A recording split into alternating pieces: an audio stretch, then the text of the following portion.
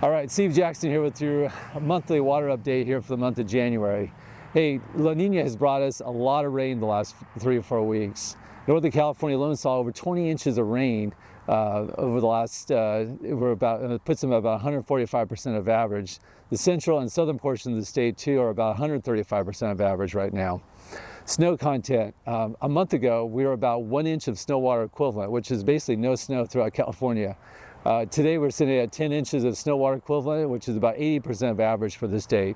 We are in great position as we go into the month of February for our precipitation statewide. The storage too, that we just saw a huge increase in runoff from these storms. The 3 reservoirs in Northern California for the projects, which is Shasta, Oroville, and Folsom, saw over 2 million acre-feet of runoff. They went up from about 4 million, a little under 5 million, to right now we're over 7 million acre-feet of water stored in those 3 reservoirs. The San Luis Reservoir, which is key for the southern Delta, south of the Delta contractors, as of today, we're about 1.5 million acre-feet stored there. That portion is split between the federal, which is 530,000 acre-feet, and the state portion, which is 975,000 acre-feet.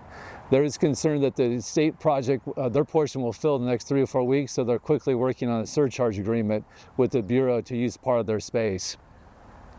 The Delta conditions too are just in great.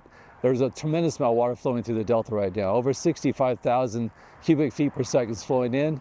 However, we're only able to export about 6% of this, or 5,500 acre feet, between the state and federal project right now. The biggest controlling factor has been the negative flows in the Delta. Allocations, there's been no updates. The south of Delta CVP is at 55%. The allocation will be announced for the new water year on March 1st. As we mentioned last month, the SWP came out with a 10% initial allocation. We're hopeful to see another boost of that soon. The biggest news is on the Friant system. The Friant contractors were given a 10% Class 2 allocation right around the New Year's. And just this past week, there was another 5% of Class 2 given to contractors there. However, that 5% has to be used by the end of January. On the SGMA front, the only really news announced is that the State Water Board has come out and reconnected with the Tulare Lake Subbasin. If you remember, the lawsuit was filed back in 2024, and the State Water Board has stopped any communication with the GSAs there, so we're hopeful to continue to move forward on implementation of these plans. Last thing I want to just make a quick commentary on is how the water permits, the changes that we've seen on the permits between the federal and state projects have really resulted in some great water, additional water moving south, and we should see those in allocations this coming year. But one more thing I just want to point out, on January 9th, we saw, because of the flood conditions on Lake Oroville, over 250,000 acre-feet of water flowed out to the ocean that day.